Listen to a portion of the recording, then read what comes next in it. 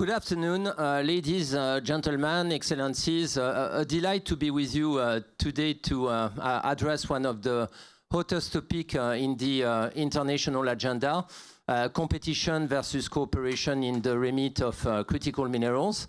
I'm really delighted to have such a distinguished set of panelists with me. I'm going after 2 minutes introduction to introduce all of them to you to discuss. They are all extremely qualified to address key angles of this equation. So let me start by the fact that, of course, competition on critical minerals is now on the spotlight. We've seen how export restrictions of rare earth and permanent magnets, in fact consisting of licenses that were requested from a number of companies by China, has started quite a wide number of industries worldwide, because now people start to realize that critical minerals feed into clean energy technologies, but also digital industries, and last but not least, defense. So they are critical to a lot of future industries. But let me emphasize from the outset that such restrictions, such non-cooperative approaches, and even coercion is not new. In the early 2010 already, we've seen restrictions of air exports towards Japan that has led Japan to cooperate with Australia to overcome this problem. And at the OECD, we monitor export restrictions, trade restrictions across the board in many sectors. And our inventory of such restrictions have found recently, as we updated it, that over the past 10 years, it is in the critical mineral sectors that such restrictions have increased the most, fivefold in 10 years. So we are witnesses, this is very clear, a rise of resource nationalism. This concerns producer countries, but there is a race to access the resources by consuming countries as well, OECD member countries.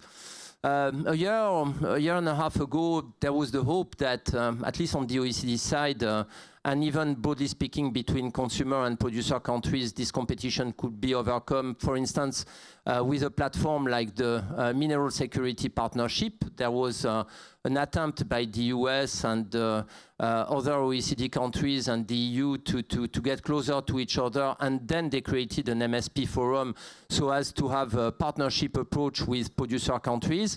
But progress since then has been slow, and so we are facing enhanced competition with a risk which is more fragmented value chains, therefore delays in the cost reductions of critical industries, and potentially in reaching the net zero objective, and in other industries which are very important nowadays as well.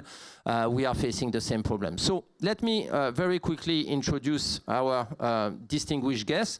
We have with us Mrs. Ana Brnabic, who's President of the National Assembly of Serbia and former Prime Minister of Serbia, a very close friend of the OECD. Very glad to have you with us. Mr. Turki Albaptain, Deputy Minister for Mining Affairs at the Ministry of Industry and Mineral Resources of Saudi Arabia. I think it's interesting to see that we have under his portfolio both mining but also industrialization. That's probably testimony of the large supply chain broad approach of Saudi Arabia, but I'm sure the minister will give us clues about that. And last but not least, we have Mrs. Kadri Simon, former Commissioner for Energy of the European Union and member of the Global Council for Responsible Transition Minerals. Ministers, ladies, gentlemen, really great to have you with us today. So without further ado, we will have a first set of questions. I will ask you a couple of questions. If you can address them in no more both questions than 4 or 5 minutes, that will be great. Then we will have another round of roughly 10 minutes, and at the end, it will be really good if we can have an interactive exchange with the floor, with the public. So without further ado, I start with you, Mrs. Anabrabic. What we would like to know is, of course, we have all followed very closely the very large lithium project of Rio Tinto in Serbia. There are huge hopes on the part of the European Union to tap on this potential to feed into electric batteries in particular and other industries. We've seen as well that there have been protests. So my question is simple.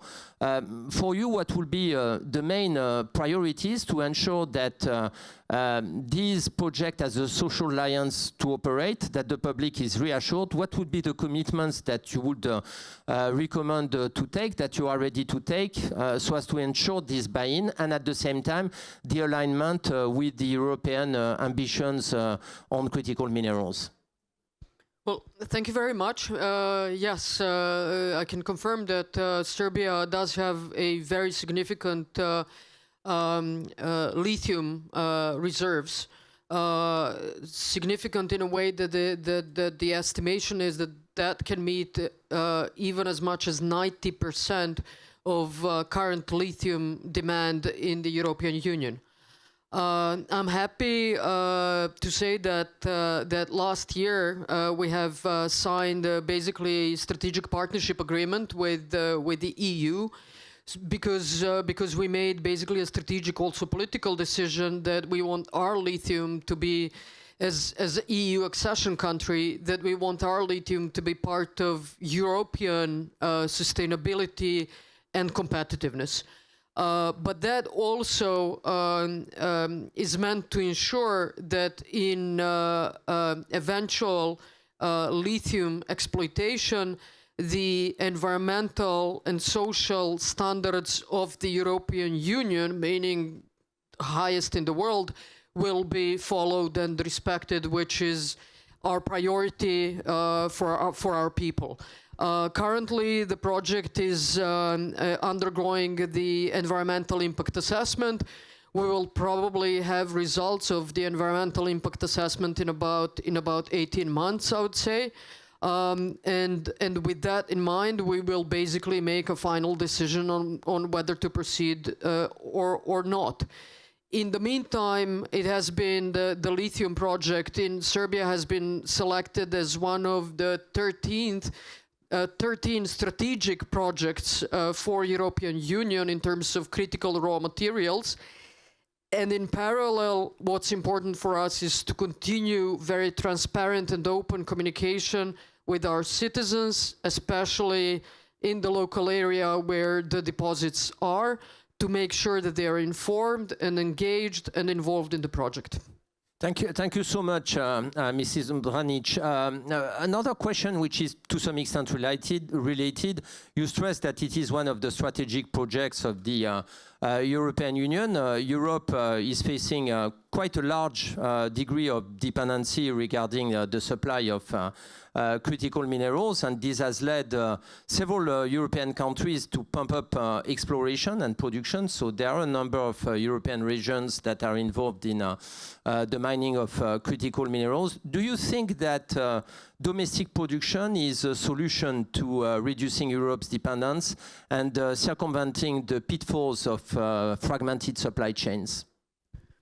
I do, but I do believe that actually you really hit the nail on the head. It's about supply chains. If we can actually bring all of the supply chains to Europe, for us, it's also important that if we have lithium, that the entire supply chain is preferably in Serbia, so that the added value actually stays in Serbia. Serbia will, we hope one day become a fully fledged member of the European Union, so it's still the same family of nations. But yes, without supply chains, it doesn't mean much. But I do believe that Europe has the capacity and also enough of innovation to make sure that all of the supply chains are sourced in Europe, and not just that, that actually more in terms of technology and innovation is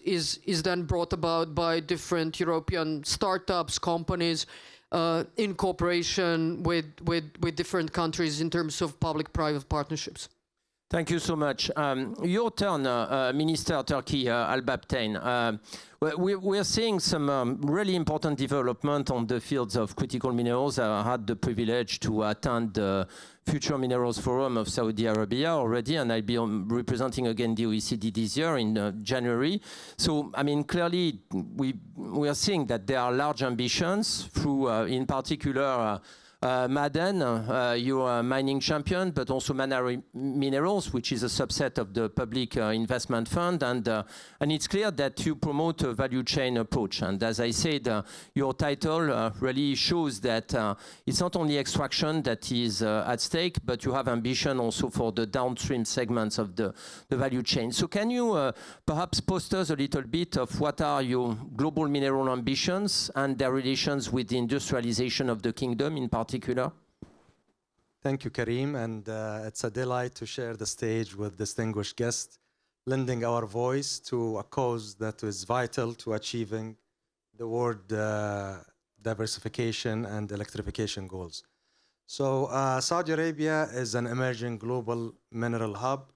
We are making a gradual and a committed shift from just being a producing nation to leading mineral resilience and sustainability in the sector.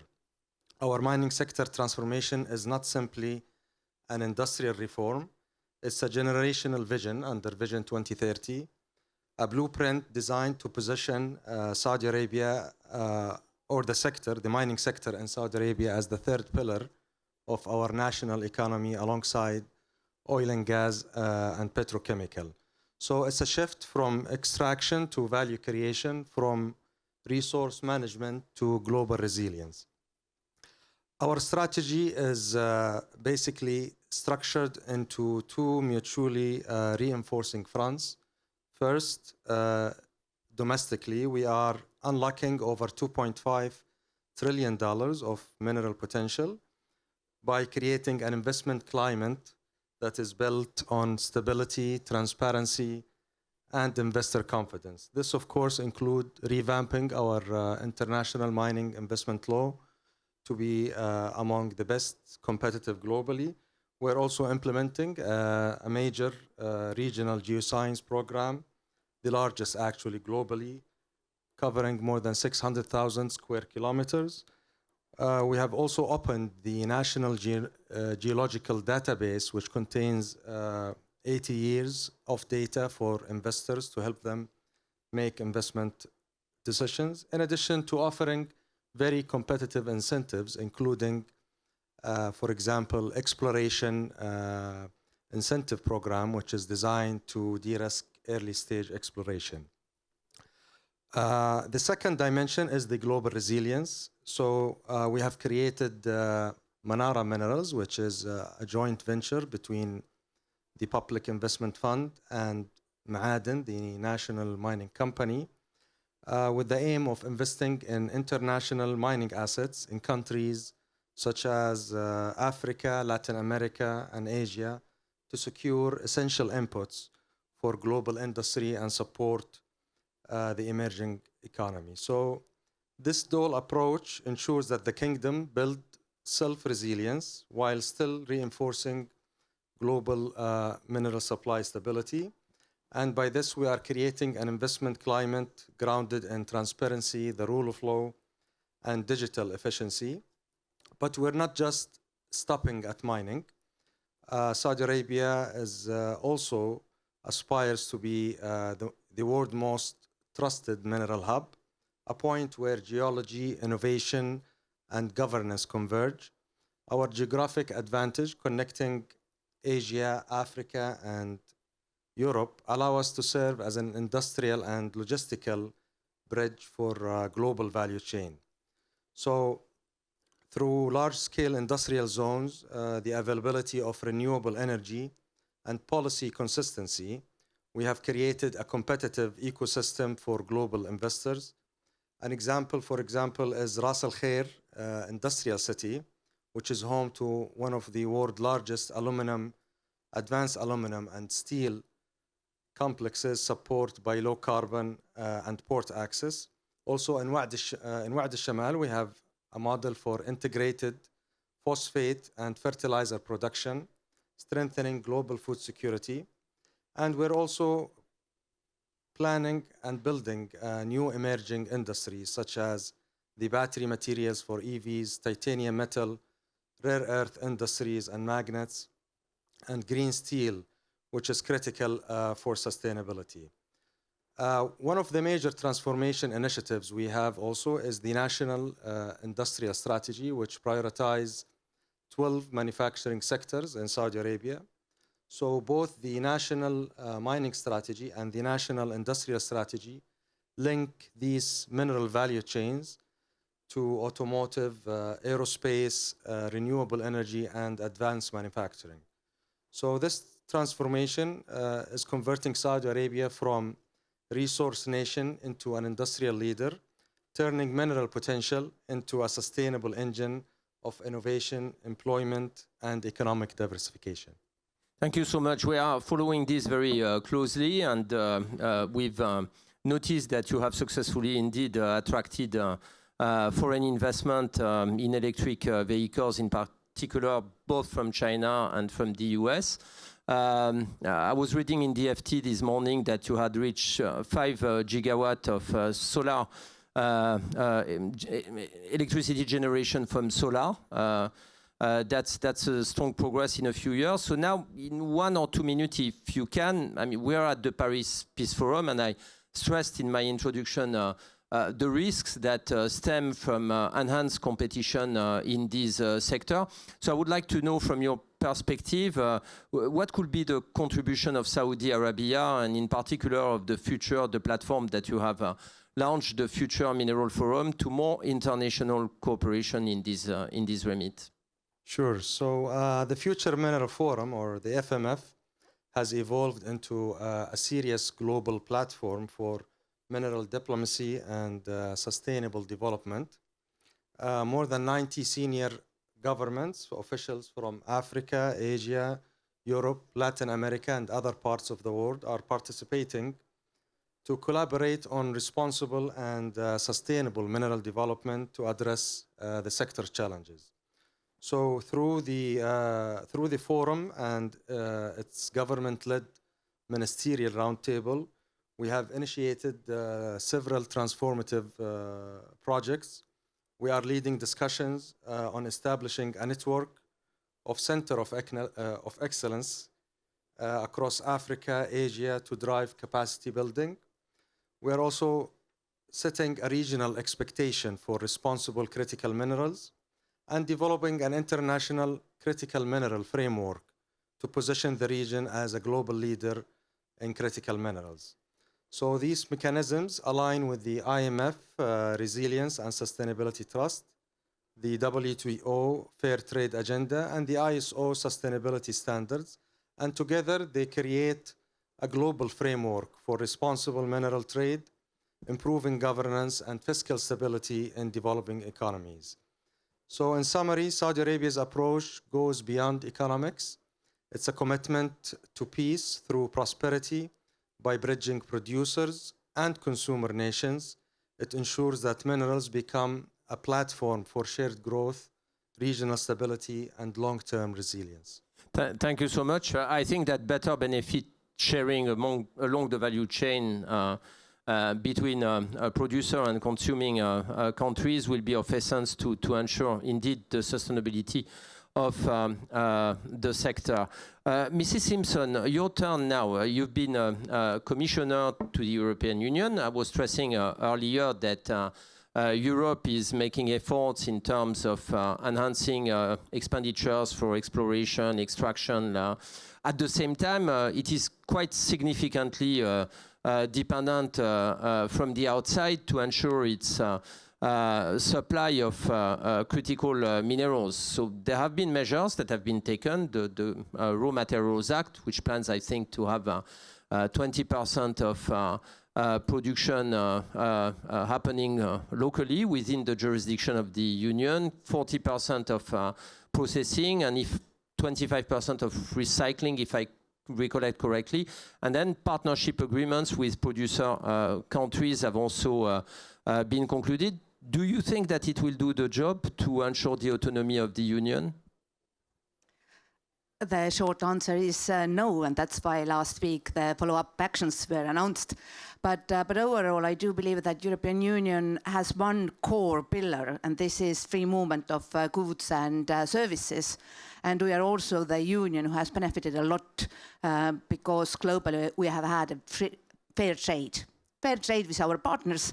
And even at this very moment, when we see clear signals of trade war, Europe is still committed for partnerships that are mutually beneficial, and we are not planning to close our borders.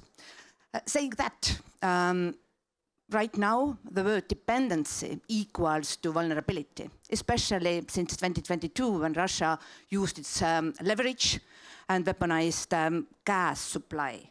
So what we learned then was that this is your vulnerability if you are overly dependent on one single supplier and if you cannot trust this supplier. In the battery sector, we are dependent on 90% by one single supplier. And this was one of the reasons why European Commission presented Critical Raw Minerals Act, and this became law last year. So the aim is not to close our borders. On the contrary, we will always need our partners. But we want to diversify so that no single producer will have bigger share than 60%, and 60% is a lot. Keeping in mind that demand is growing very fast. So there is really development in the past few years in Europe where you see that renewable installations have been fast-tracked. Now the renewables are producing more electricity than all fossil sources combined, and this process will continue. We have also made our commitment to support our partners so that they can cover their growing energy demand with newly added renewables. This market is growing very fast. But we want to also send a message to our partners who are resource-rich countries that we don't ask them to mine more just to allow us to close our coal mines, because this is, well, the simplification. We will stop burning coal and we will replace it with renewables, and for that we need some materials. This is why we are prioritizing recycling. So a lot of these materials are already here, but recycling is expensive, takes time, needs a lot of R&D, but someone has to do that. And if you scale up the recycling, then soon it is economically meaningful activity.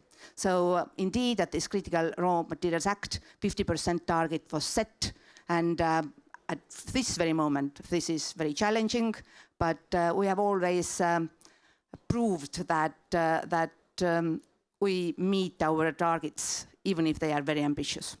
Thank you so much. It's true that recycling is important. At the same time, according to the data from the IEA, by 2040, 25% of the input in consumer countries in particular could be provided by recycling, but it seems to be a ceiling. And on top of this, if you take the locations where most of the recycling facilities are based at the moment, it's China, for a simple reason. It's because recycling often takes place close to the production sites, and out of 240 gigafactories, 200 are located in China. So against this background, there are skeptics that challenge the possibility for the Union to successfully access all the minerals that it needs. I would like to know the degree to which you are confident that through the partnership agreements that the Union has broken, you think that Europe can address its security of supply challenge. I agree that recycling will not meet our demand, but this is a message we have to send, that we avoid wasteful action, and we are also opting for these solutions that are not so easy but make sense. Then the other thing is that we do have also mines in Europe, but the scale is relatively modest. So Finland, Portugal, they do have lithium mines, they have full cycle. But if you compare this with our partners, then Finland, Portugal combined produce 1% as Australia produces annually. So once again, we cannot meet without our partners our demand. And that's why we are signing these memorandums of understandings. We do have several. I myself signed some of them only last year. But President von der Leyen last week, when she announced Resource EU Action Plan, and maybe I will have later a moment to touch up on that too, mentioned some of the key partner countries, Canada, Ukraine, Kazakhstan, to mention a few of them. Thank you so much. We'll go into another round of questions. If possible, I would ask you to really limit your interventions to 2-3 minutes so that we can take a few questions from the floor. Starting with you again, Mrs. Mrabic. Anna, you stressed earlier that Serbia would hope, with being endowed with a large deposit of lithium, to gradually cover the whole of the value chain. I think it's the ambition of a lot of countries, but we face also a situation whereby if you take electric batteries, for instance, there are 3 players in terms of countries. It's China, 2/3 of the market. Then you have Korea, that is, I mean, they don't totally catch up, but they resist with several brands like SK, Samsung, they have 20-25%. And then Japan with Panasonic, perhaps 8-9%. So the reality is that those who are successful at the moment in developing cost-effective batteries are only Asian countries. There's been an experience, Northvolt in Europe, which after having raised $18 billion is now filing bankruptcy files under the US law. So what is your confidence that Europe can generate an autochthonous battery industry, or perhaps, you know, do you foresee also the possibility to attract foreign investors that are currently successful to fulfill your industrialization ambitions? Yes, I think it's one of the key challenges if we can be innovative enough and competitive enough to catch up with these technologies, especially in batteries. But then again, you also think about, you know, whether you need the kind of, you know, what kind of batteries do you need, and based on what kind of technology. I think Chinese succeeded in getting a more environmentally friendly technology with LFP batteries. And I think perhaps the mistake was here that we weren't in Europe. When I speak about Europe, we weren't innovative enough. In Serbia, for example, quite surprisingly, we have a fantastic startup. It's called 11S, which developed actually LFP batteries. They're still not yet cost competitive to Chinese producers, obviously also because of the economies of scale. But I agree with Kadri. I think that you know, we cannot be overly dependent on one single source. So in that respect, I think, you know, we need to invest more in innovation, research and development to catch up.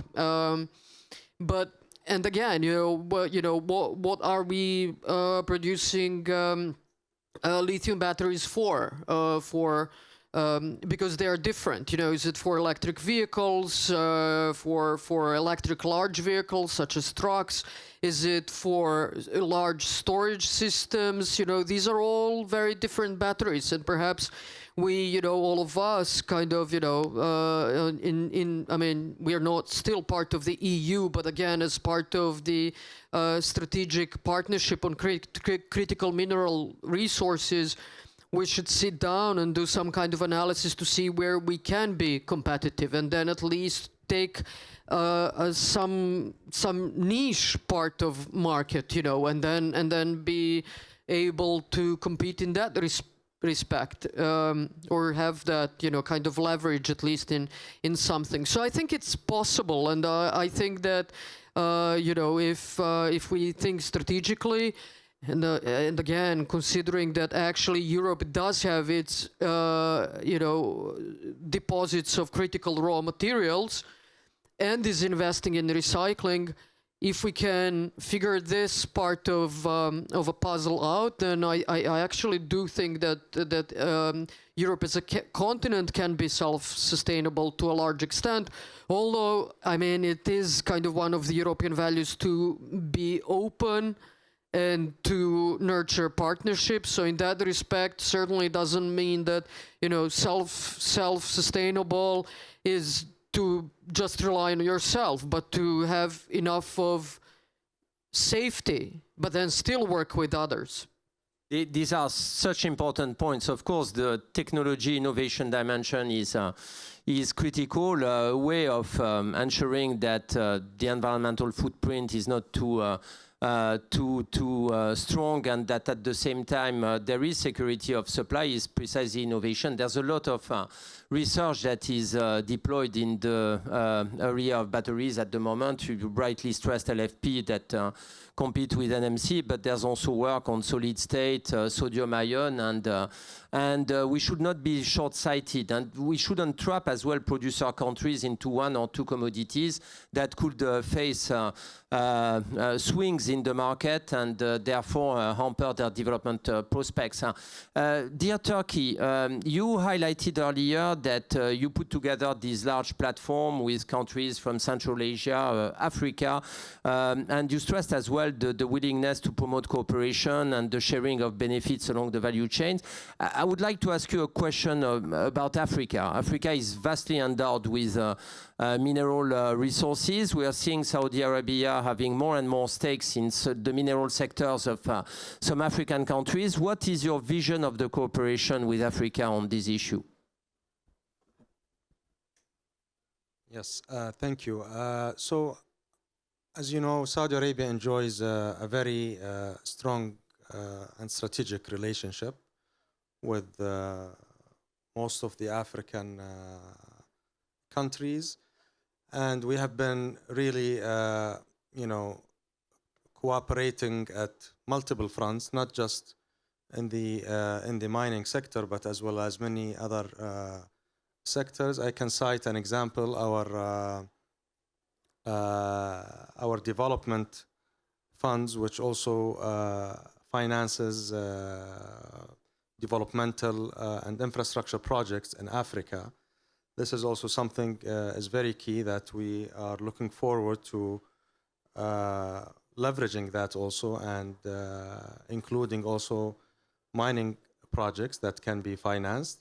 We are also cooperating through the Future Mineral Forum, as Africa now is a very important part of the super region, as it holds a significant amount of minerals that could supply the world needs of that is required to achieve the electrification and diversification goals. So we think Saudi Arabia can complement Africa through Africa has the mineral resources. Saudi Arabia also has some of these resources, but also we do have strong competitive advantages in infrastructure, in power, and financing, and we can work with Africa in building sustainable development in Africa, as well as in Saudi Arabia to supply the global needs. That's a very insightful response about the complementarities and the respective comparative advantages of the two sides. Mrs. Simpson now, still in the same vein, because we are in the Paris Peace Forum, and I think everybody concurs that cooperation to reach a certain number of global goals is of essence. What are the key ingredients, according to you, that should be put in the partnership agreements between the European Union and some producer countries to ensure that there's a good sharing of benefits along the value chain? Well, this is very understandable that resource-rich countries do expect that they will not only give away their natural resources, but on the contrary, this wealth of resources will create well-paid, solid jobs. And from European Union side, we have been signing agreements, not only addressing the mining sector, but there is also a processing side, saying that it is clear that building up small refineries across the globe can never be as efficient as using refineries in one location. You have to find means how to support this kind of activity.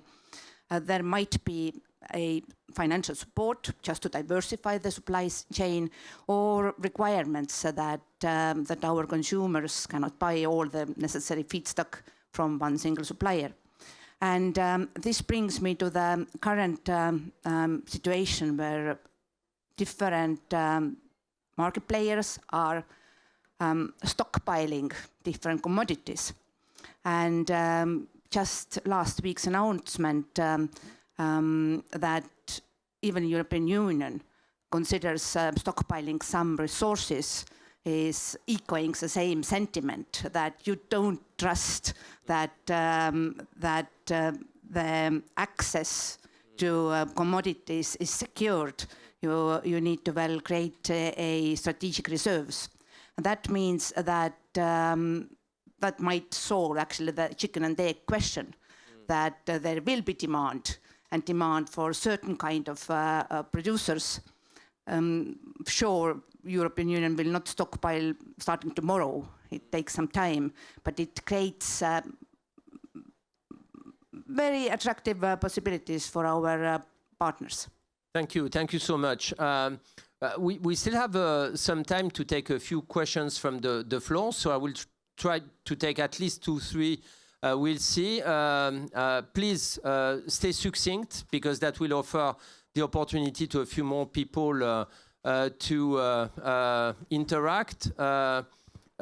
Address your questions to one of the panelists and introduce yourselves.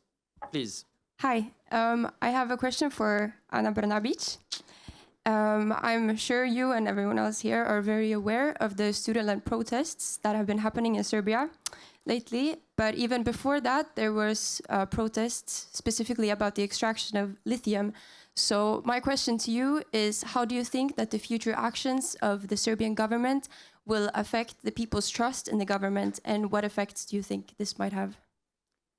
Anna, perhaps you can address it, and then we'll take 2 or 3 other questions.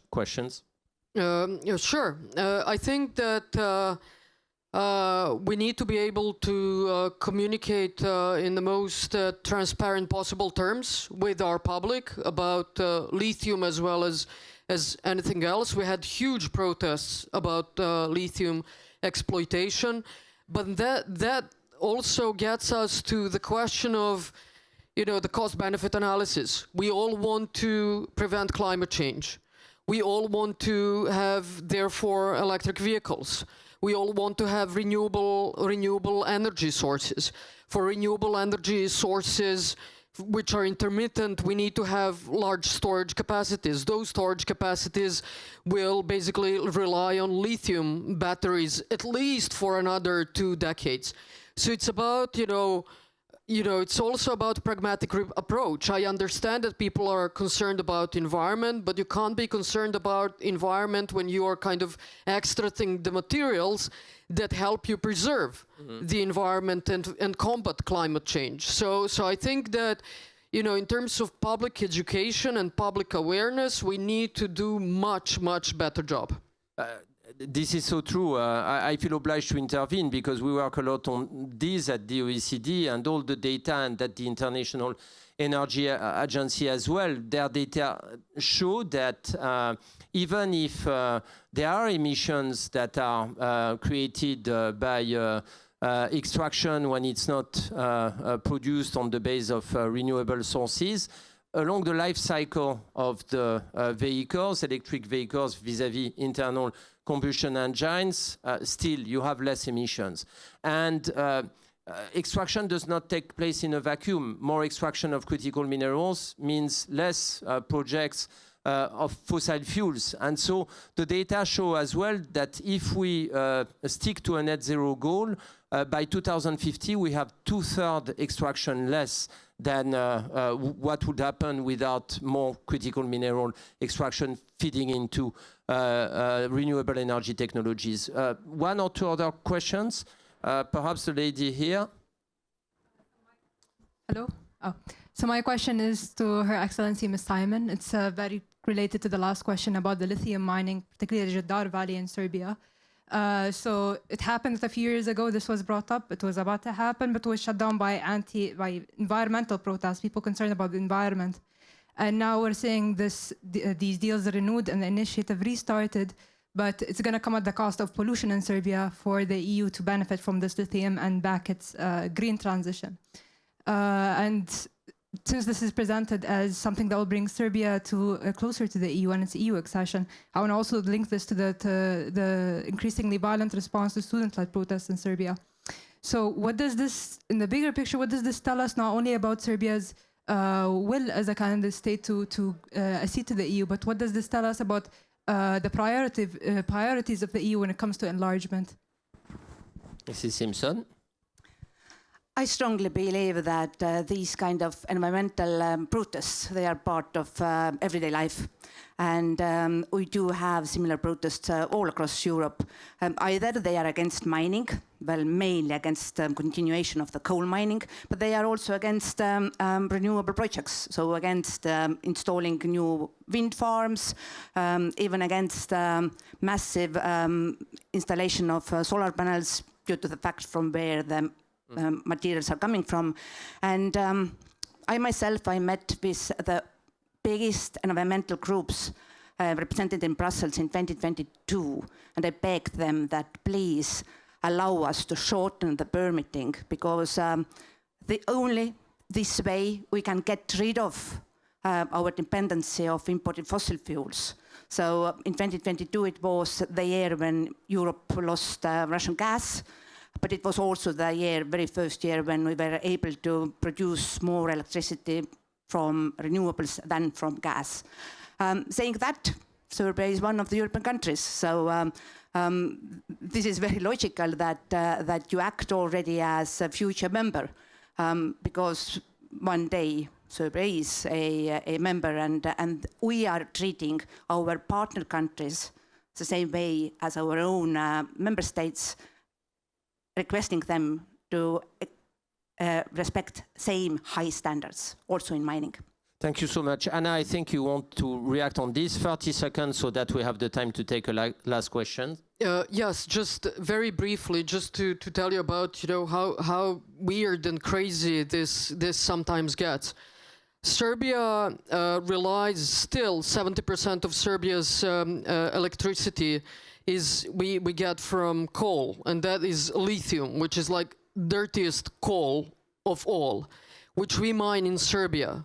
We never ever once had demonstrations against coal mining, and these are open pit mines. They leave like moon fields. We never once had a protest against coal mines. This is a lithium mine, which would be an underground closed pit mine where people would be able to continue with agriculture, lithium under the EU standards. And we have numerous year after year demonstrations and protests. So I'm speaking about the lack of public awareness And sometimes actually a fashion to protest against something when you're not protesting against other things that are actually killing our environment and polluting our air, in which lithium could never do. Thank you so much. Very, very important. I will take one last question for Minister Turkey Albertine, and then we will close because we are reaching the end. So one question. Yeah, you can go ahead, please. Sorry. You can address it at the end. Okay, later. Merci beaucoup. Ma question va s'adresser Thank you very much. Madame Simpson. My question is for Tout à l'heure, Kadri Simpson. Dahou, je pense que c'est Karim Dahou, il a dit que l'Afrique est riche Earlier, de Karim minerais Dahou critiques, tout autant said que l'Arabie that Saoudite également, et qu'il compte Africa and Saudi Arabia were rich in mineral travailler dans un resources. cadre de partenariat gagnant-gagnant. And Et ils the ont un minister said that avantage he wants to comparatif, work in a c'est win-win la technologie et framework, le and also talked financement, about c'est tout à fait comparative vrai. advantages, technology, and Je financing. dirais This is à Madame absolutely Simpson, true. est-ce que vous ne I pensez would pas like que ça to doit être tell également la Ms. posture de Simpson, l'Union do you européenne not aujourd'hui, think that the qu'ils European puissent Union venir should en also Afrique, think non along pas these avec des terms contrats, so that they comme on don't dit, approach déséquilibrés, un Africa partenariat bien in an équilibré et qui unbalanced pourrait manner, profiter à but that the l'Afrique, partnership donc has to be évidemment bien balanced so that it is ressources naturelles win-win for aujourd'hui, et Africa, que ces who's ressources-là obviously puissent rich profiter aux in populations, natural parce resources. qu'aujourd'hui, But those l'instabilité, resources have to be beneficial for African populations. Finir la question tout de suite, Please, could s'il you vous wrap it plaît. up? Ouais, on a dépassé le temps. Oui, très Sorry, rapidement. we've gone beyond. Donc, est-ce que Yes, vous pensez I pas will hurry up. qu'aujourd'hui, l'Union européenne également, Do ou you les think pays that the de European Union pourraient and the faire countries autant que, of Europe l'Arabie should Saoudite, do what d'ailleurs, Saudi a été Arabia l'invité is d'honneur doing du Forum in Invest terms of Sénégal? working with Africa? And they were involved in a forum in Senegal. To give one word of conclusion. Please go ahead. Thank you. And European Union is very dedicated to support Africa. Just one example. European Commission, together with African Commission, is designing the single African electricity market. At that one day allows African countries to trade electricity across the borders. So in Europe, due to the fact that our 27 member states and some neighbors like Ukraine, Balkan countries are interconnected, consumers each year win significantly. Prices are more affordable. And by partnering with Africa, allowing African countries to build out their transmission grids, for example, we plan to share the same benefit and from our side expertise. You need energy to be able to maximize benefits from your resources, and this is something where we are really taking our cooperation very seriously. Thank you. Yes, and this is already happening. Zambia, its equity markets are booming because of expansion, deployment of solar panels and progress in energy storage, and they are selling to neighboring countries. We are running out of time. I will ask each of the panelists to conclude with just a few words. What would be the words that would characterize a brighter, more cooperative future for critical minerals? So I start with you, Anna. Thank you. For me, the message is very simple and clear. We should not actually ever again in the world create mining colonies. So never ever in the world, in no country, should we have the policy of extract and export. If we extract from a country, then we need, all of us need to make sure that people in this country actually enjoy the benefits of their own minerals. So never extract, export. Make sure that the supply chains, or at least part of the supply chains, are there. Yeah, not recreate mining colonies. It's a powerful message. Turkey, your turn. Sure. I believe the world today is faces not a shortage of minerals, but also a shortage of coordination. This coordination now is needed in a new compact way that should include and links transparency, finance, and technology under shared responsibility. And I would like to take this opportunity to invite you all to Riyadh in January, where we're hosting the 5th edition of the Future Mineral Forum under the theme Dawn of a Global Cause. So you are welcome to attend and to be part of the discussion for the future of mining for a more secure, responsible, and sustainable future. Thank you so much. I can tell you that as far as I'm concerned, I'll be there. Mrs. Simpson, for you, the conclusion, last words. First of all, I want to thank my fellow panelists, very interesting panel, and audience. European Union has always been a champion of supporting multilateralism, and I truly believe that we all will benefit if there will be no need to build fragmented supply chains, and if some kind of trust will be rebuilt in the global trade. Saying that, mutually beneficial partnerships are also a good way to go forward, and this is something where Europe can lead by example and set very high standards, respecting its partners and really making these trade agreements beneficial also for the receiving part. Thank you so much. I think you will all concur with me that they have made the panel extraordinarily interesting. They have addressed the whole supply chain equation, not touching only on extraction, but innovation, technology substitution, cooperation versus competition, and also comparing what's happening in the mineral sector with its competitors, fossil fuels, environmental sustainability. I myself was very pleased to moderate this panel, so I would like you really to give our panelists a very strong round of applause.